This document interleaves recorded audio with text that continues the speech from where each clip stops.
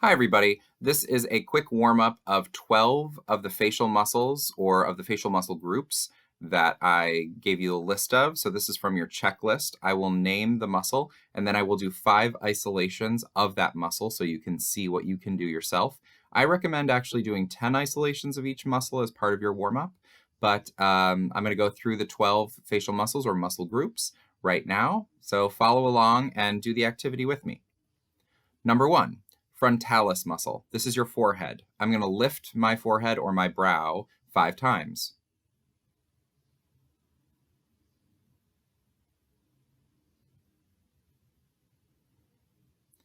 Number 2, procerus or procerus. This is the muscle between your eyes at the top of your nose, and it serves to actually pull your brows downward. So this is the kind of muscle that gives you the angry look of a downward brow. So I'm going to pull my brow down 5 times.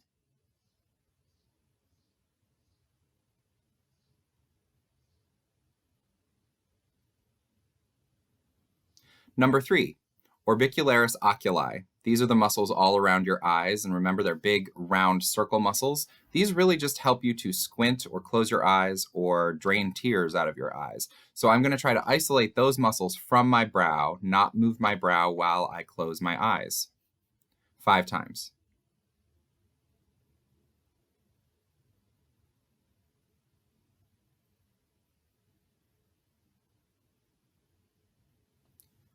Number 4, corrugators or the corrugator supercilii. These are another name for your eyebrows, and what they do is they pull closer together, okay? So instead of pulling straight down like the procerus does, and they pull straight down and also together a little bit, these are very closely connected, the corrugators will try to just pull your muscles together towards the center. So I'm going to isolate those corrugator muscles and probably a little bit of procerus at the same time. 5 times.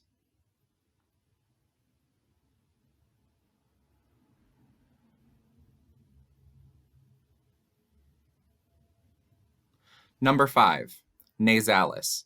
This is the muscle that runs across the top of your nose, and it's the thing that both helps you to flare your nostrils and also to lengthen your nose. Of course, I've activated a bunch of other muscles while showing you that. So now I'm going to isolate the nasalis muscle 5 times.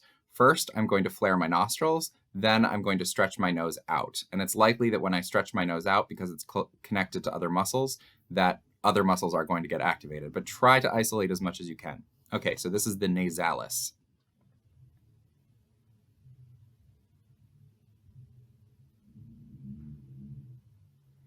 And now to pull the nose down.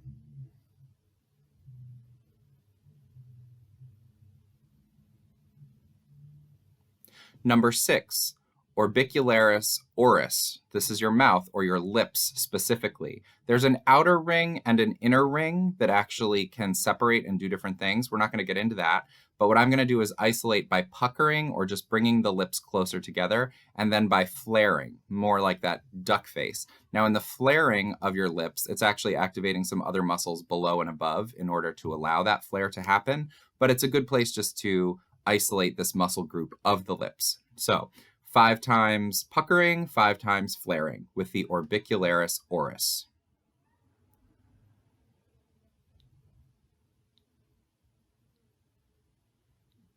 And now flaring.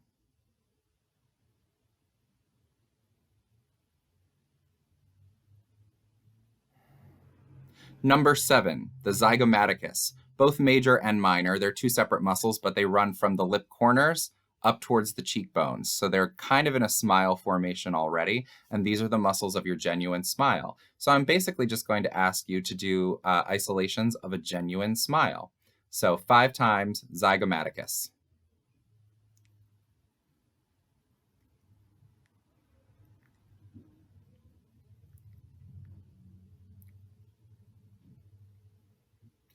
Number 8, the levators or levators.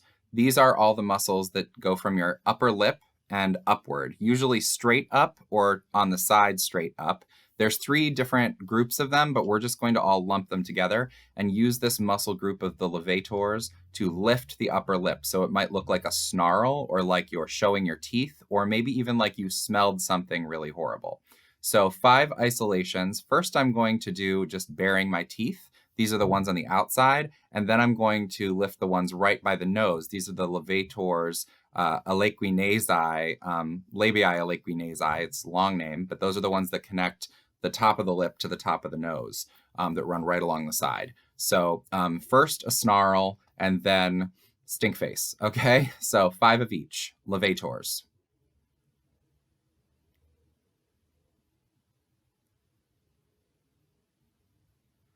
And then closer to the nose.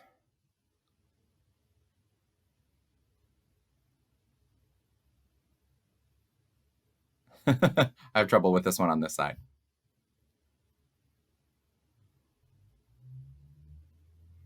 All right, well, wasn't quite there on the right side for me, but you give it a try. It's helpful if you can be ambidextrous with both of those sets of muscles on either side of the face. But full disclosure, I'm not always. Number 9, risorius, or the risorius. Sounds like rise, but the interesting thing about this is it's the muscle that runs from the lip corners straight back towards the jaw, and it actually connects to another muscle. But this is the sideways smile, the weird grin, the creepy smile face that never meets the eyes. And actually, it's the stabilizer muscle for when you're pulling down on the face. So it's actually sometimes related to the unhappy, sad face muscles. But this is the risorius sideways smile, 5 times.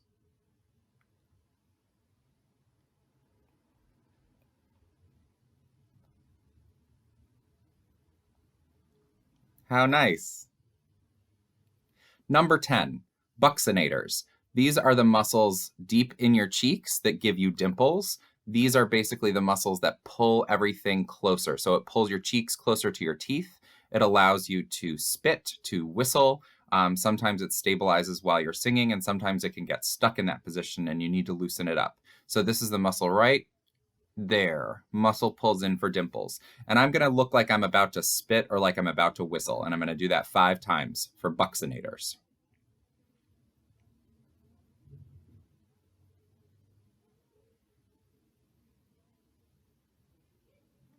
Number 11, the depressor muscles, or the mentalis muscle. I'm going to lump them all together, just like we did with the levators that go up.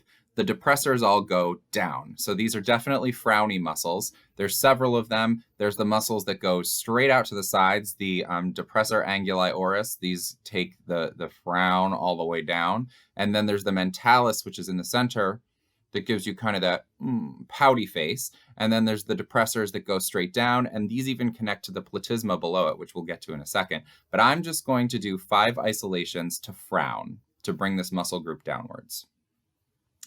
Depressors.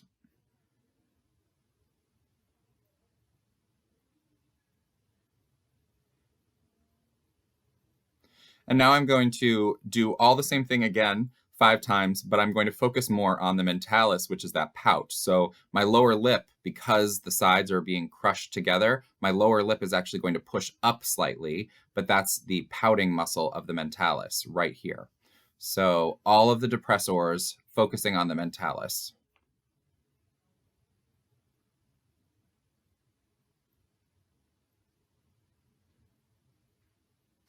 And number 12, the platysma. This is that big, wide muscle that goes all the way across the chin and neck and throat. So it's at the bottom of the base of the chin, or of the jawline, and it pulls everything down towards the collarbone. So I'm going to actually lean back a little bit so you can see more of this. Sometimes people call this a lizard neck, but this is going to pull all those depressors, because it's connected to those. It's going to pull them all down towards the collarbone. So isolating the platysma 5 times.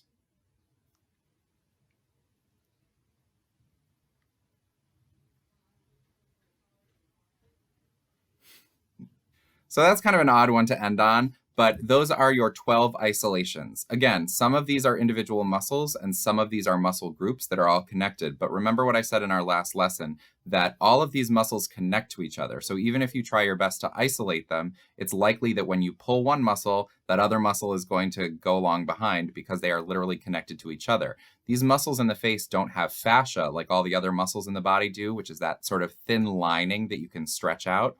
These muscles kind of just sag over time. So there's a whole market for people who do facial muscle isolations and facial muscle exercises to help youthen the face, maybe those work. I don't know. But I will say that isolating the facial muscles and allowing them to be separate in your mind will help you when you're trying to manipulate very small micro expressions, which basically just means those tiny little expressions of emotion that escape sometimes when you don't mean them to. And those are the things that tend to give our performances the most authenticity. So allowing yourself to warm up the muscles and then to release them, which is what an isolation does when you do it like 5 or 10 times in a row, that will allow you a little bit more flexibility and a little bit more range with your facial expression.